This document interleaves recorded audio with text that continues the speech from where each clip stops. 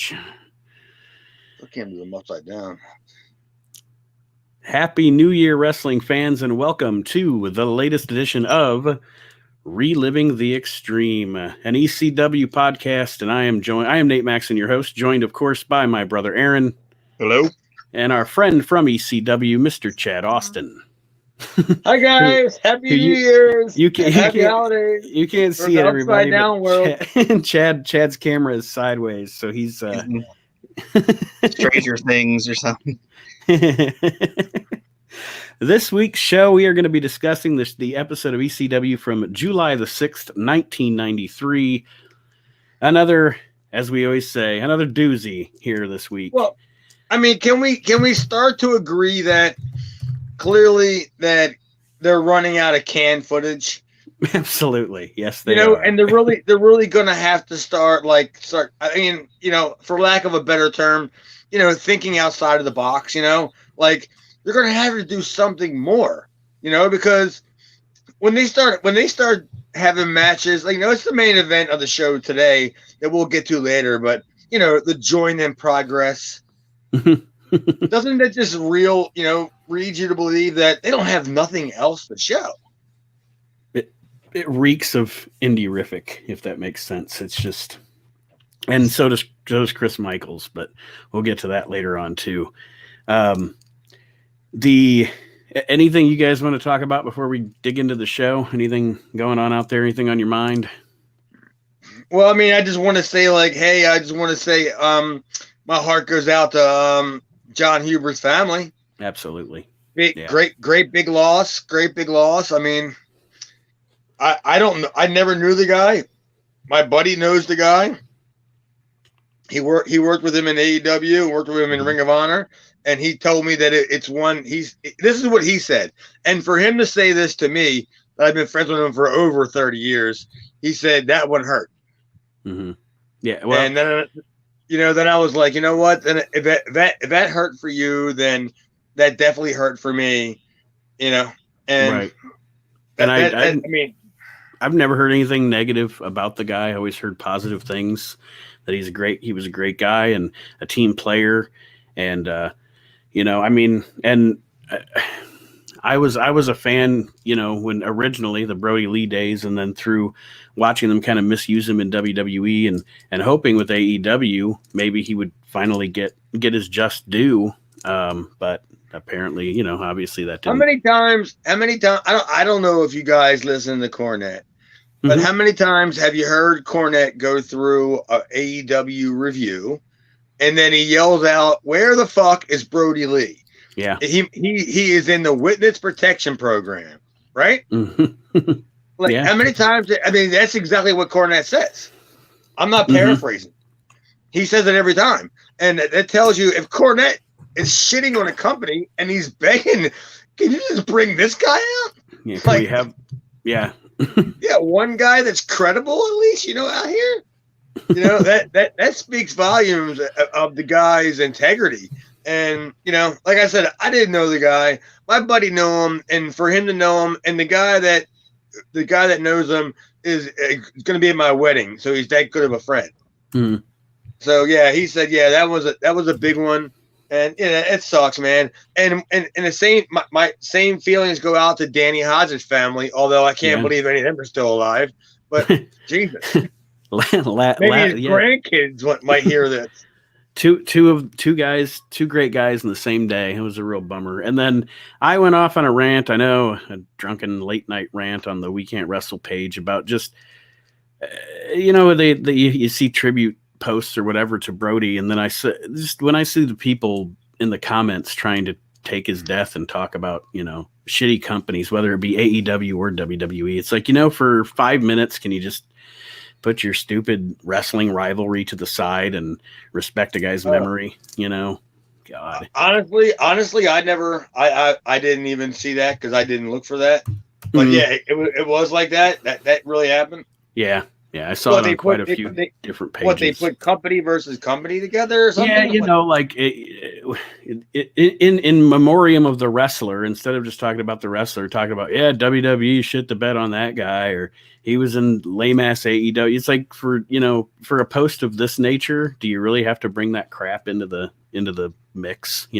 Keep it outside. I don't know if you guys listen to Busted Open, but he was a guest on the show about 6 months ago, and this is when he first started with AEW, and he said that when he was sent home, like not sent home, but when he was at home doing nothing, that he had no hard feelings against WWE, even after he was released. He's one of them. He's not Ryback. Right. You know what I mean? Yeah. He's not going out there and wishing the world, the worst on anybody. He's like, no, he made the most out of the opportunity that they gave him, but that's all that they gave him. Right. Like, absolutely. And you can't, that's on audio. So 10 years from now, you can replay that and he's still not shitting on the company, that just passed on him. So, you know what I mean? Like that's the mark of a great human being, in my opinion. That's what I was going to say. The professionalism of that in and of itself speaks volumes about him. Definitely. But R.I.P. Brody, R.I.P. Danny Hodge, and sad week for wrestling. And Ginger, or Marianne from frickin' Gilligan's Island, died today too. What the hell? Now that's a hard one. Yeah. I mean, I've still never got a letter back from her. I've been writing. What? Not nothing. I've been writing her letters for like 44 years. And the only problem is I don't know the exact zip code of Gilligan's Island. You just gotta throw in a bottle and hope it gets there, man. What the? I've tried all of it. I've even adapted to using a drone. That Dawn Wells is a sad one too, because she's pretty much all that's left, right? I think so. Yeah, from that cast, I believe so. I don't think the skipper's still what kicking. What other cast was there? Did some other fucking idiot wreck a boat on some uncharted desert isle? Return to that cast. I guess I meant from the cast of that TV show. God damn it. July the 6th, 1993.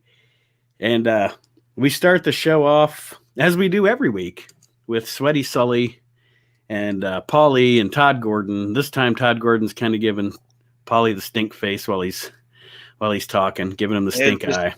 It's just more Todd trying to get himself over. Well, it started off all heated. Yeah. And what happened? And what happened? Did you notice they went back to the old music again? Yeah. What happened last week? Like there wasn't any different music, because all of a sudden I'm listening, ready going boom, boom, boom, boom, boom, boom, 1, 2. I'm like, wait a minute, it's the same old generic music, and I even wrote like, what?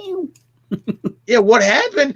And literally, Todd and Paul, like they started the TV show out like they had just finished having an argument, and somebody was counting down 3, 2, 1, right? Yeah, they did. And then Paulie goes off on a tangent about, breaking the rules and blah, blah, blah. And Todd Gordon, because this is still Eastern and not extreme, is telling us that he's going to start laying down the law with fines and suspensions. And yeah, he goes off on Paulie here. Yeah. I mean, I don't know what did he actually do, but whatever. It sounded great, right? I mean, it sounds good. Anything on this, Aaron? Just the fact that Paulie's walking away and he looks at Sully and he goes, "To hell with you." I'm like, yeah. Well, I mean, to hell with you. He had to get the last word. I mean, and now we moved. I liked it. I mean, I thought it was great because it actually got me like not like amped up, but like my eyes kind of like, oh, well, maybe, they're going to do something on this show. But the 36 other minutes proved otherwise. I was gonna say, and you were completely wrong. But so next segment, Hunter Q. Robbins with some kids. Oh yeah. And I know you said you had some stuff on Hunter. You said about this, Chad. Yeah, I kept debating whether or not I was going to do stand up again. What?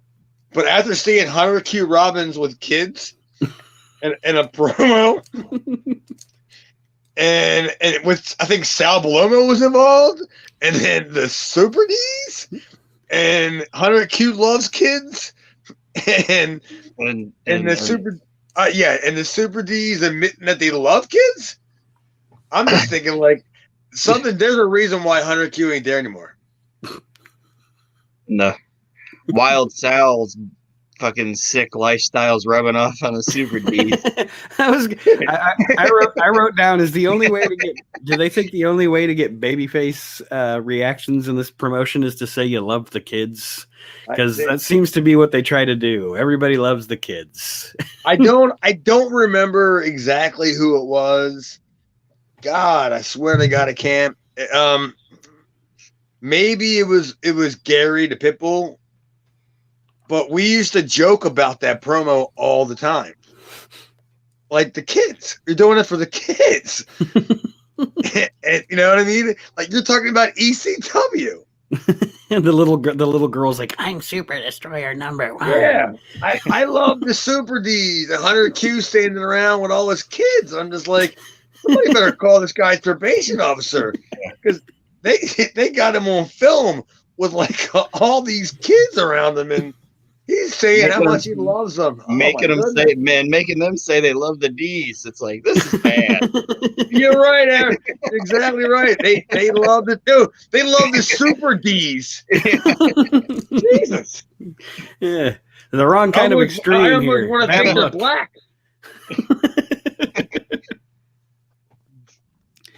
Yeah, definitely a bad look here for these guys. They love all the kids. Like, that was a bit much.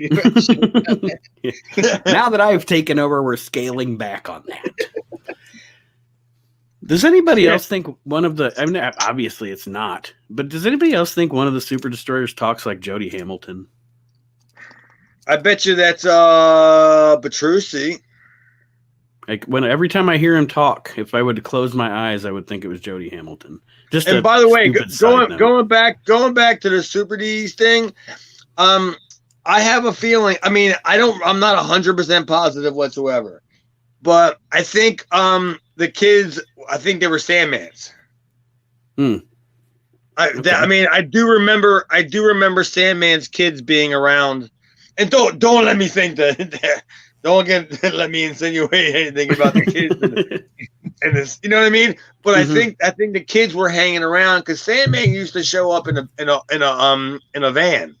He had like a conversion van that he would travel in. You know, and he'd bring his family, Peaches and all them people, and his kids would run around there.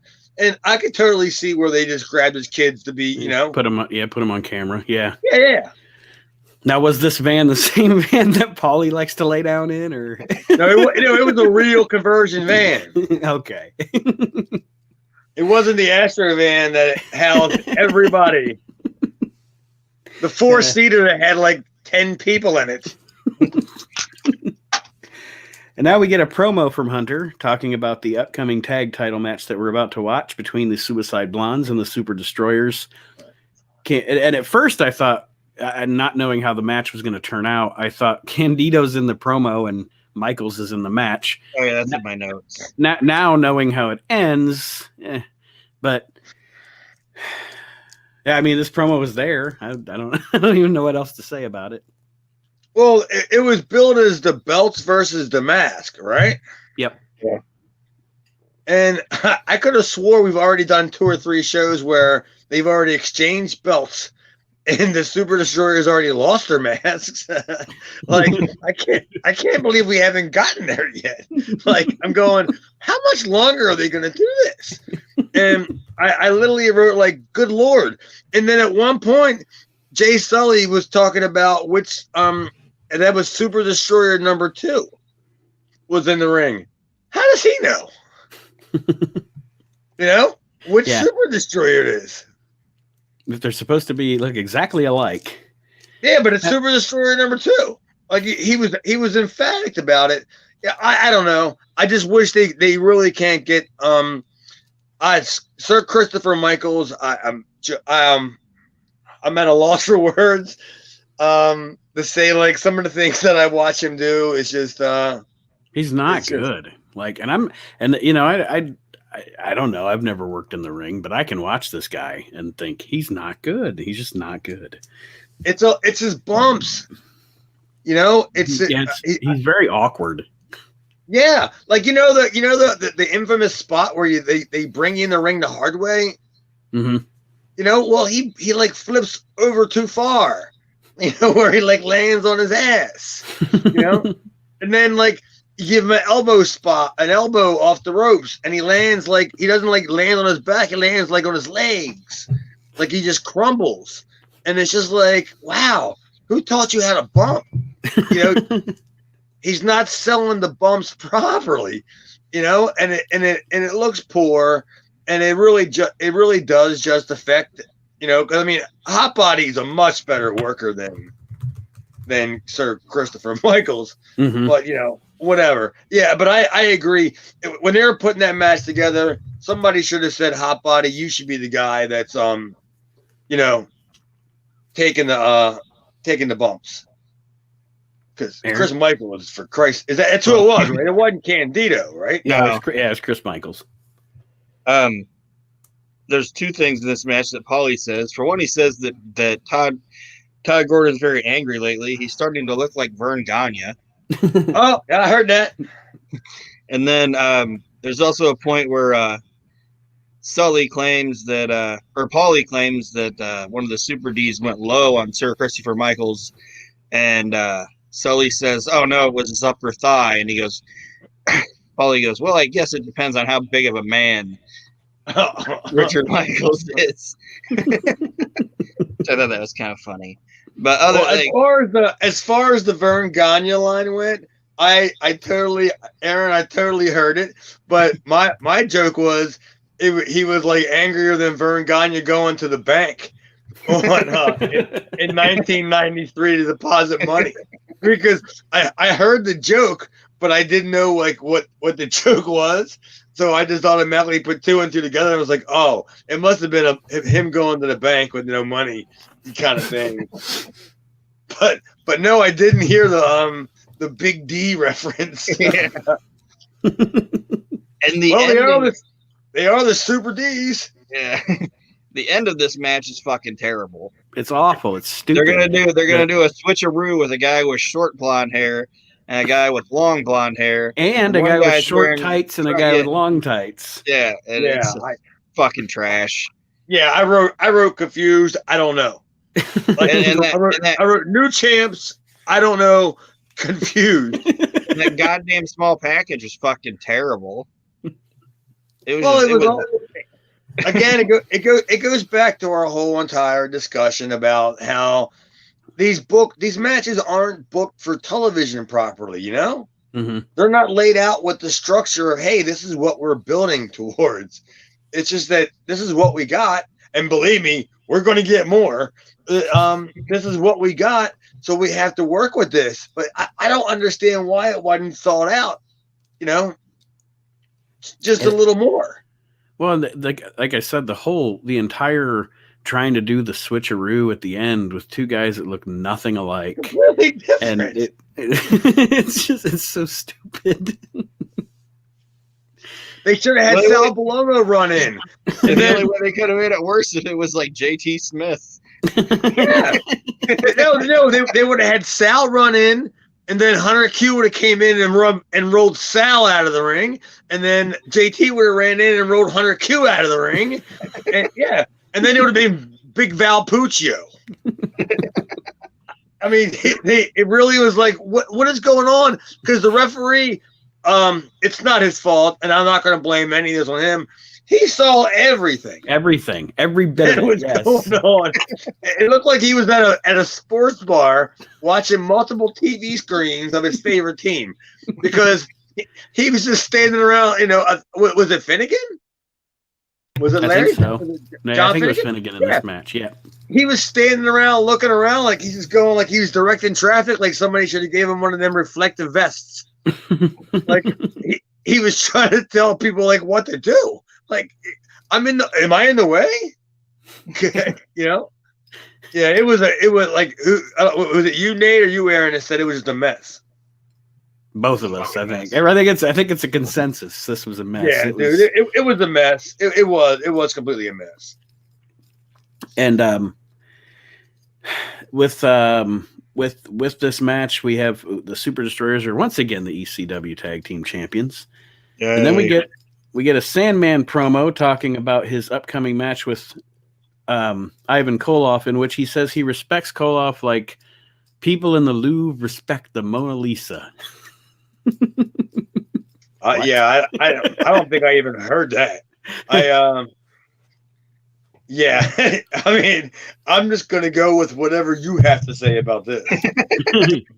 I have not, because I didn't really I heard what he said, but none of it really kind of even made any sense. I didn't know what he meant by the Louvre or I don't. He even made an allude, and I don't remember what the exact line was, but he alluded to you're, because he's the Sandman, I guess, he's Scuba Steve, it's you're on my beach or whatever. I don't know. It was a stupid promo. It really was. It's bad. I don't know what's worse, his promo or you trying to fucking make any sense out of it. Fuck.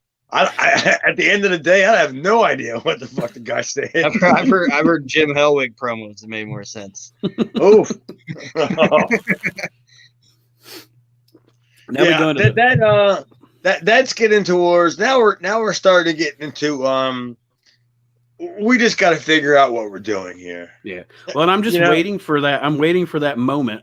I thought it was when Sandman had he had the no holds barred thing or whatever with Johnny Hotbody, and he was in street clothes, and I was like, oh, this is the moment where he finally gets rid of the wetsuit, and now he's in street clothes. But we've continued on with the goddamn wetsuit for another month. Yeah, but he starts feuding with Tommy. So he starts feuding with Tommy. I'm sorry, Aaron. He still hasn't even beat up Tommy yet. Yeah, that's when it starts. But so the next match is the one that we just alluded to. It's Koloff versus the Sandman. They say it's a number one contenders match. Who's that? I don't know if the announcer Sully does at some point. I don't know if we'll find out. I don't know if Koloff ever got this title shot or not, because he goes over. He goes over in this match, but I guess we'll find. That's why the name. Are we gonna get an Ivan Koloff Don Morocco match? No, how funny is it that for one, after we beat up Ivan and Vlad for pretending to be there, and they do the promos, and they have a TV match, and the one guy that works the TV match is Ivan.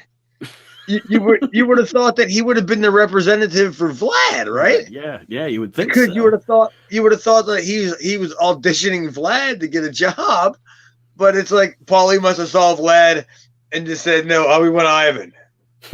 Well, when Vlad cuts his promo of this show, he sounds like he's from Minneapolis, USSR.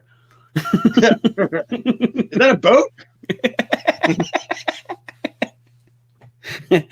Okay, yeah, that boat is going on to the beach that Sandman owns or whatever. But so how's the other cast of Gilligan's Island? Good God. Apparently, fans, you had to listen to the whole entire show to get all the callbacks. Watching a show like this, we got to entertain ourselves, folks.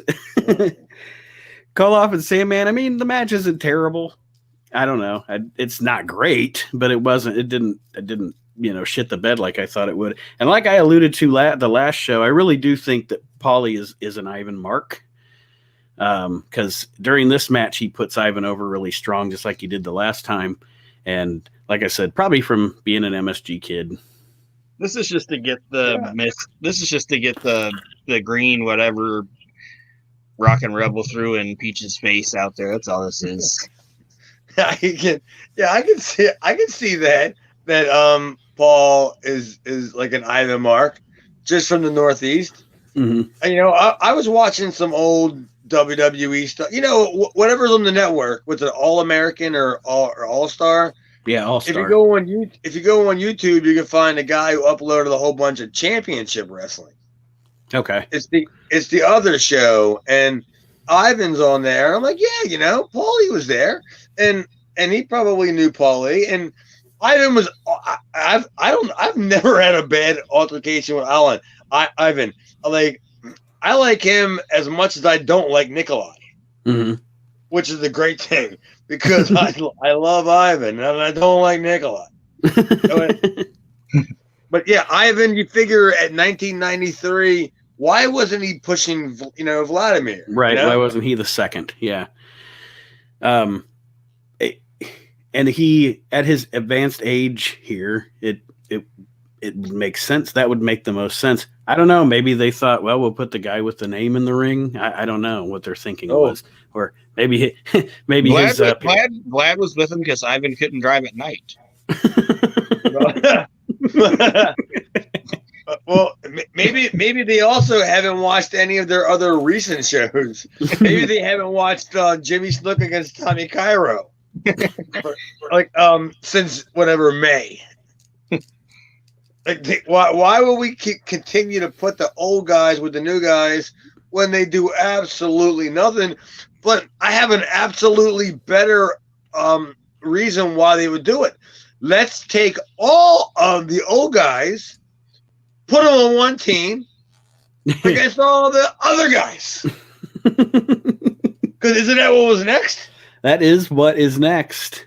Now, for the finish of this match, Rockin' Rebel comes out and throws. They keep saying paint or ink, like they don't know what they want it to be, but paint or ink into Peach's face, and it's not the worst thing they got thrown in her face before Browning.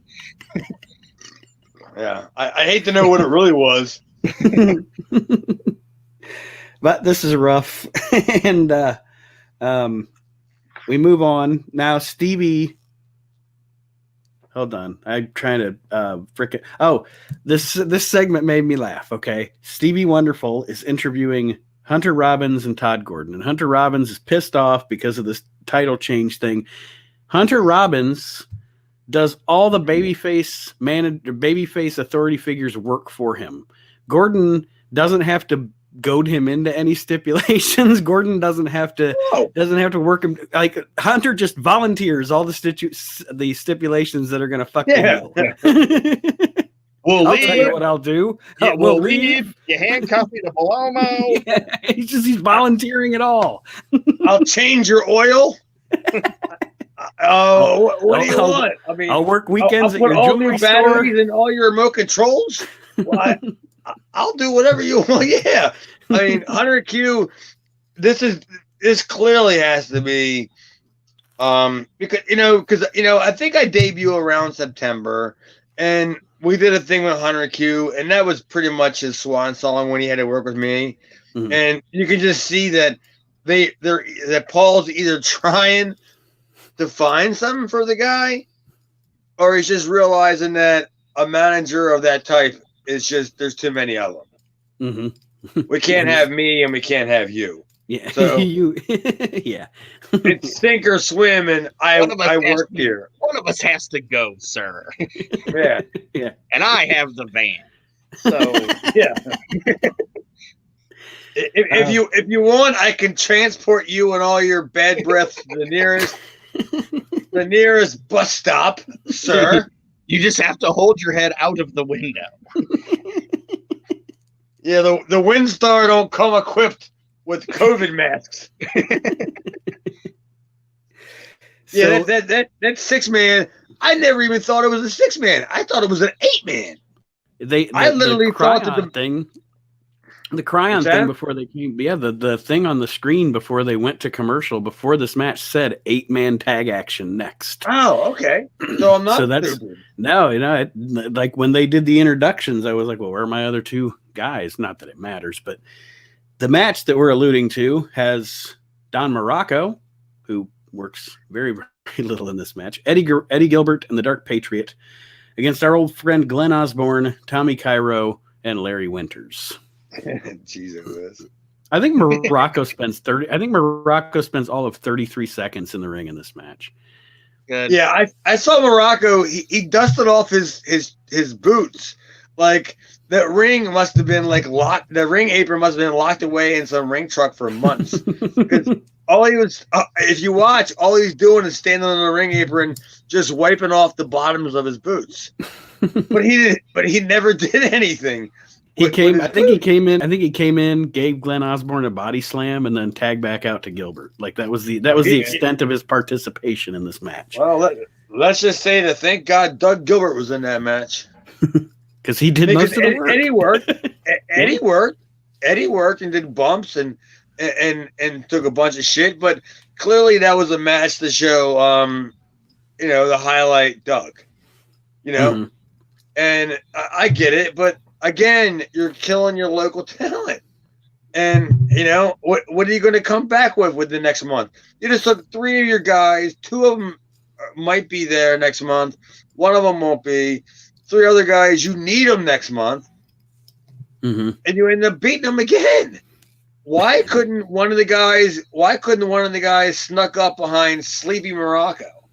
I mean, maybe Morocco was catching a nap on the ring apron and was accidentally tagged in, and Cairo or somebody could have schoolboyed him in. He could have blamed it on his dusty boots. He'd have been like, "My boots were dusty and I slipped." He was sneezing. Yeah, he was sneezing for the 3 count. Yeah, why couldn't you, like, not one time? I'm telling you guys, not one time. I mean, so far, and I'm willing to bet if it hasn't happened thus far, it's not going to happen for the rest of the time.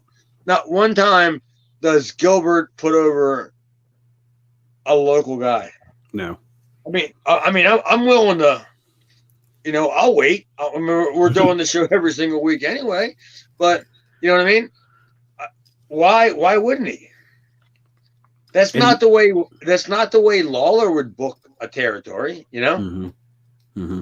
Well, and especially in this match, like we've talked about quite a bit on the show, Tommy Cairo. If you out of these three guys that you've got lined up against your quote unquote main eventers, Tommy Cairo is the one with the most potential. Winters, Osborne, whatever. But Tommy Cairo, maybe if you were gonna do the match, if you want to have a squash match, that's fine. But why put him in there? Because he's got the most potential out of I think the most potential out of any of the original, like the like you say, the home guys. So put somebody else in this if you want it to be a squash. Yeah, Larry was involved in that stupid little thing with Stetson. Glenn was getting beat up weekly by Jimmy Snuka. Yeah, that was his job. I mean, that's what he came to work for. And they could have put Habanero Ernesto or whatever the fuck his name is in there. Yeah, like it sounded like Glenn Osborne was working 9 to fly. That's the only reason why he came to work. And then you had Cairo, who seemed to get stuck in the middle because half the weeks he was in angles. In everybody's ankles. Like they just don't know what they Hey, is that better than not being in any angles? Yes, it is. Yeah. I mean, if you're all over the show. Yeah, and they just totally, I was just like, well, why would they why couldn't they slip one against Eddie even? Mm-hmm. If you're not gonna do it against Morocco, which, I mean, what's the sense? It's not gonna help anybody. If I beat a person that was brain dead, basically, and pinned them at the hospital, what credibility am I gonna get? Mm-hmm. So if he beats Morocco, it's like Morocco just goes like, well, I don't give a fuck.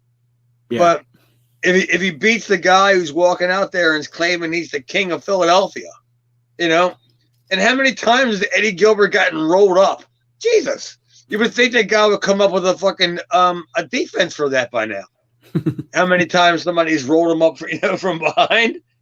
You would think like he would fucking figure out a defense, but why not even do it to Eddie? That Eddie can still, then you got a built-in deal with him and Tommy, but I guess they were just, I don't know, man. I guess they were just really trying to get rid of all the ECW like homegrown guys, but that's really not the greatest formula, as history's even shown, right? Right. Replacing them with old timers is Yeah, not the answer. Not the answer. Yeah. Aaron, anything else on this one? No, I certainly wasn't the answer. I had absolutely no notes on this match. Well, don't we get the I mean, didn't this kind of like bleed into like no? I mean, actually, that match was technically not bad. It technically wasn't bad. It just didn't do anything for anybody. Mm-hmm. What was it? I don't know, Nate. What was it? 8 minutes? Probably about 8 minutes. Yeah, and like I said, like I was alluding to, if you have your 3 big heels, I understand you want to do a squash match. That makes sense. But again, I just think that if you're going to squash Winters, whatever, his thing with Stetson's over, or Osborne, but the Cairo being in here was, and like you said, it didn't do anybody any good at all, other than just to feature your top heel group. Well, they must have been running out of time, like shit, because I mean, a day in a life with Eddie Gilbert. I mean, seriously, Eddie Gilbert on South Street is what we're doing. And did anybody else kind of think Eddie might have been a little drunk doing this segment? Oh yeah. And he also alludes to the fact that he pulled Jay Sully out of a gay bar. I'm not saying anything about any of that. Well, I'm not. I'm just saying what was said. Eddie was drunk. Yeah. But Sully says, Eddie, you came and you took me out of the club, and Eddie says, well, you might be happy I took you out of that type of club, buddy. And then he's talking about how great of a leader he is, and Eddie says, this is where I think he was. This is where I think I know he was drunk. He says, I'm almost like Hitler, just not as bad. Not as many Heils, yeah, or something. Well, he did. I mean, he did this. I know. He did like about 5 of them the same night. Yeah, because he's wearing the like love me and love my cat shirt. Love my dogs. I love my dogs or whatever. Yeah. Yeah, he did about 5 of them because I was at one of them. I couldn't get anywhere near him. I was with somebody else, and he was it was like a beer garden down in South Philadelphia, and it was only like one camera there, and he was there, and yeah, he was drinking all day, and if it wasn't just drinking all day, knowing Eddie, he was probably smoking a tad, Mm-hmm. Yeah, he was definitely inebriated during this segment. Not that it wasn't entertaining. It was entertaining. And Sully's one of those. Apparently, Jay Sully's one of those guys who wears his sunglasses around his neck with the little rope thing. But anyway, I was trying to explain to my wife how much I love Eddie Gilbert, but she was sitting downstairs when I was watching it, and I was having the hardest time. Like I was just going like, you don't understand, like he really didn't have the best hand. He would, you know what I mean? He was really this was basically the decline of Eddie, right? I mean, after here you got Puerto Rico, Smoky Mountain, and did he? I mean, this is okay. We're in July of '93, and he passed in '94, right? What's that? He passed in '95. I think it was 95. Did he pass in '94 or '95? I think he died in '95. Okay. But yeah, as far as his career goes, this is probably the last highlight, I guess you'd say, of his career. And yeah, that's sad. I mean, for me, like he's my hero. He's my mentor. He's my hero, and I'll never have a bad thing to say about him. But yeah, this was not like if I was going to give if somebody was going to ask me what can I watch of Eddie Gilbert's work. And I'm not going to say, hey, watch fucking ECW 93. Fuck. He alludes to he's going to start putting a tax on the city of Philadelphia.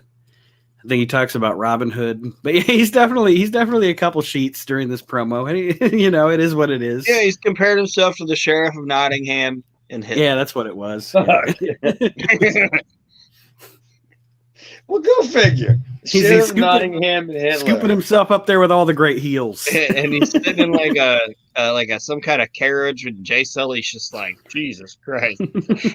Well, doesn't he somehow try to fucking introduce the fact that he's got Freddie Gilbert, who's already been on TV? Like, Freddie Gilbert refereed the match that came on before this. Yeah, I mean, then they try to. I mean, am I wrong? Didn't he say like he's got this guy here? Didn't he even try to allude that it was a long lost relative? I think so. Well, because they do the sit down thing with him and Sully after this. That's actually in the studio, and Freddie's standing behind him, and he tries to allude to the fact that Freddie's special or something. I don't think he's different. He's different. Yeah, that's what he says. Well, he's different. But I also think he tried to say that he didn't really know that he was his relative. Like he was keeping it a secret, or maybe that was what he meant to do. I didn't catch that. I guess. No, he said that his parents didn't want Freddie in wrestling, and put him in a different school because he was special, and that they wanted him to become a journalist or some dumbass job like that. Yeah, he goes a journalist or something stupid like that, like a doctor or a lawyer. Like that, like a doctor or a lawyer. They basically tried to say that Jerry Lawler's kid's retarded. Is what they just try to say. And he just stands there and looks at the kid. It's like, are they trying to like make like a Rough House Fargo, but like a Gilbert version of it? Like it's this crazy some bitch will bring in every once in a while. No, man. I'm gonna grab my pen and write this down, because that after hearing us just beat that up, I swear. I bet you that Eddie was trying to bring in John Gillum. I bet you if he could have got John Gillum would have been there. Do you know who John Gillum is? I know you've talked about it before. I bet you that he was trying to bring in John Gillum. And I bet you either this is obviously before 9/11, but they may have had some other protocols as to why this motherfucker couldn't fly. But I bet you if Eddie had his way, he would have brought in John Gillum. That to me, now that after all these even decades, I've never thought about that. And I bet you he was. You got to go back and watch it. Just Google it or YouTube it, however the kids do it. Continental Eddie Gilbert and John Gillum. It's like you won't believe how much money they made with a half retarded person. With Eddie Gilbert claiming he was going to beat him up every single week, and it just never happened. And the 1 week that it was supposed to happen, John Gillum ended up like slapping the shit out of Eddie Gilbert, and it popped the business. Like they drew like a $20,000 house, like off of a guy who was Eddie Gilbert's buddy. He was carrying his bags. Or maybe that was Eddie's plan for ECW. We just never got to see it come to fruition. Maybe you're right. No, I bet you. I'm willing to bet that I am right. I bet you I am, because I know that Kevin was there as Eddie's office guy. I know that. So we had to be on the payroll to be a guy, right? In the ring, So I knew that. But I'm just telling you, there has to be a reason why John Gillum couldn't travel. Because if John Gillum at ECW, I'm telling you, would pop the fuck out of you people. Like he's one of them Howard Stern whack pack type guys. You know what I mean? That would fit perfectly in this equation. Of course he would have. The next thing, we get a promo from the Super Destroyers. All I wrote down is Super Destroyers promo. I guess I didn't write down what the context of it actually was, or does it matter? They just announced that everything that Hunter Q asked for, he got. which we already figured out earlier on. And then to what Chad alluded to earlier, joined in progress. Our main event is the main event of this show. The Wild Man Sal Bellomo and Chris Candido. That was a perfect response. Do you want to shit first, or was that Aaron? Did you want to go ahead and release them bowels? It's just terrible. Well, Uncle Moisha. Yeah, I wrote down here Uncle Moisha, the peeping Tom. Yeah, so that's got to be an inside thing somewhere. Oh, clearly it is. I don't know what we all wrote it. We all wrote it down apparently because I have it on my notes too. Paulie bringing up Uncle Moisha, the peeping Tom.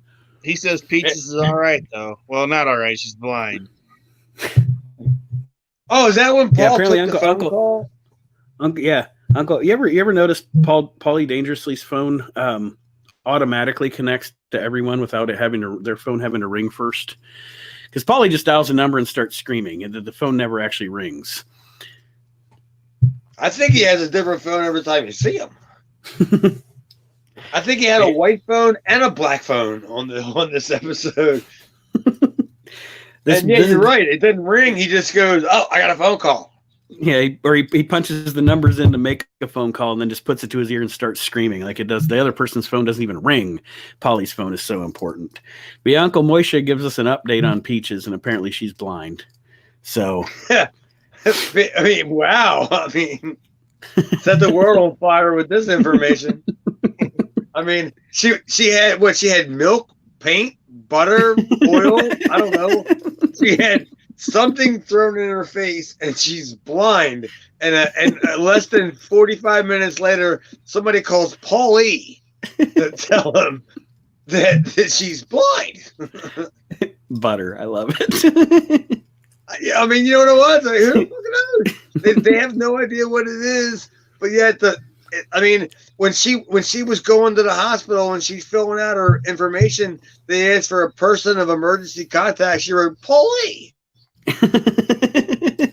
Uncle Moisha. Uncle Moisha. Yeah, Uncle Moisha. Who else would it be? So why wasn't there a Peaches heel turn where she turned on Sandman because she was secretly in with Uncle Moisha? And why wasn't he a character? Or maybe he was, and we don't even know it. Oh, he was always just in the back like this. Oh yeah.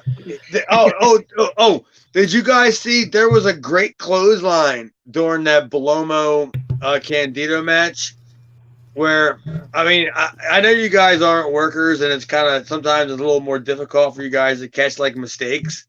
Mm-hmm. But Candido threw Bellomo into the ropes where he was going to throw a clothesline, and they redid the spot where Bellomo was to grab Candido's arm and bite him. Like that was the spot where he threw the clothesline and Bellomo grabbed his arm. But the first time they did it, Sal didn't grab his arm, and Candido threw his clothesline out where he didn't even appear to throw any effort at all, like into a clothesline, and Bellomo bumped. I completely missed that. Missed it. I saw it. That was sad. The clothesline was so sad because I thought that was, I didn't know what the spot was, but they picked it right back up from that point and they redid it again. And then he throws Bellomo back in, and then he goes for the clothesline, and Bellomo grabs his arm and he bites him. And I'm like, oh, that was the spot. But literally, like Candido just stood there with his arm out. And Bellomo took a bump, and I was like, oh, boy. Maybe that's part of the reason why they started, weeding them guys out. Yeah, for sure. This was snake bitten, most definitely. The Hollywood Blondes. The whole damn show, but this this segment too. The Suicide. I was going to say the Hollywood Blondes, completely different deal. The Suicide Blondes, Tony Stetson come out. We get another brawl. Hunter Q. Robbins clocks Stevie Wonderful with a cane shot that pops Paulie. Paulie loves his cane shot. The crowd. I guess the first time the crowd reacted. Anything. But if we look through all the names that we've written down on this paper, there's so many that are going to be repeated. Hunter Q. Robbins, Paulie. You know, it's like they just don't have nothing. They're just putting the same people out there week after week. Like you said earlier, this Super Destroyers Suicide Blondes program is it's like the same thing every single week. They just keep drumming it up, and it sounds like it's coming to an end. And like you said, September's coming, and changes are coming as we go on. As we close this show out with the closing credits. Oh, hang on. I did write. My last thing that I did write was I have a feeling this is Goodbye Stevie. Because I did write Goodbye Stevie at the end of this. Aaron's crossing his fingers. Alvida Zane. Alvida Zane. Oh, when he's gone. Alvida Zane, Herr Wonderful. Get the fuck out. I think he's gone. I think that was it. I mean, didn't Paulie hit him with the phone? Was that Paul? No, that was last week. Well, last week he got the phone shot. This week he got the cane shot. Yeah. Well, who hit him with the cane? Hunter. Oh, well, maybe he's still there another month or so. I thought when I saw him on the floor and they were talking about like leaving, going off the air, I figure that's usually the send off. Well, maybe he's still there a couple more weeks. Either way, poor Stevie. Yeah, poor Stevie. Overall, I gave this show 1 out of 5. Not a fan. All right, Aaron, you're always, I think, more generous than the rest of us, right? Yeah, I gave it a 1.5, just because I liked the Eddie stuff. I actually liked Eddie when he was hammered, compared himself to Nottingham and Hitler, and I liked what? And I liked the promo when he was in the studio or whatever. I thought he did a good job. Like I thought Eddie was the highlight of the show, obviously, and that's why I bumped it up a little bit. Well, now that you mentioned the Eddie drunk stuff, because I never really took that in consideration, because my original rating is that I watched it. It was there. I mean, I wasn't going to give a star, a number. I don't even know what to give. A shirt sleeve, pants leg, butter. One sock. I don't know. Why? I didn't know what to give it because it went by like you know how they're like 38 minutes. It went by so fucking fast. That I was just like, yeah. that I couldn't believe it was over, but yet I couldn't be any happier that it was over. And I didn't know like what I liked, what I didn't like. But I'm by looking at my papers, I wrote something about technically not bad, and Uncle Moisha. So, you know what? I'll give it a oh fuck. My honest opinion. I mean, all kidding aside, 3/4 of a star. That's fair. It's a totally fair assessment of this show. Yeah, but I mean, the best part was nothing dragged it down as far as I can't say anything was ridiculous. Mm-hmm. There wasn't anything there that was embarrassing. Nothing insulted my intelligence. It just wasn't good. Yeah, nothing was ridiculous, but other than probably Eddie's promo, like Aaron was talking about, everything was pretty much pointless. It wasn't ridiculous, but it was pointless. It didn't do anything. I can't believe that CNN. I can't believe that CNN didn't cut in with the fact that Sal Palomo and Chris Candido's fight was joined in progress. Like like the OJ chase. They just cut right in the progress. Why didn't he go like, oh my God, right now in South Philadelphia, Sal Palomo and whatever is Candido is in a street fight. I can't believe they didn't cut into that. It wasn't a big enough deal. And in other news, style of life don't matter. And in other news, Peaches took some country crack to the face. And that bitch is blind. I want to. Who knows how she got blind? But I mean, when they say it could have been anything. I want to preview next week's show we're going to be watching, and then I actually have a question to end the show for you, Chad. But for next week, here's the preview from the WWE Network. On this edition of Eastern Championship Wrestling, Jimmy Snuka defends the ECW Television Championship against Terry Funk in the main event. Plus, the Suicide Blondes challenge the Super Destroyers, which we already knew that, and King Hot Stuff Eddie Gilbert goes on a tour of his kingdom. So we got Snuka and Funk coming up next week. Oh my God, the Suicide Blondes against the fucking Jesus fucking God. Okay, what I don't know what is the question? You said it was Snuka against, was it Gilbert? Snuka and Funk for the TV title next week. But no, the question I had for you is, as we go through every week, I've been looking at the PW Torch from whatever week it is we're watching. And mostly right now, the reporting on ECW is all, just what happened at the shows. They don't have anything going on because they're kind of treating it like just a big indie, obviously. But the one thing that's of note in this edition of the Torch from this week in '93, and I want to ask you if this was true or not, because, dirt sheets don't always get it right. It says here, my name. No, but it says here for this week in '93, Eddie Gilbert purchased 49% of ECW from majority owner Todd Gordon on July 12th. So did that actually happen? Because Eddie's gone shortly.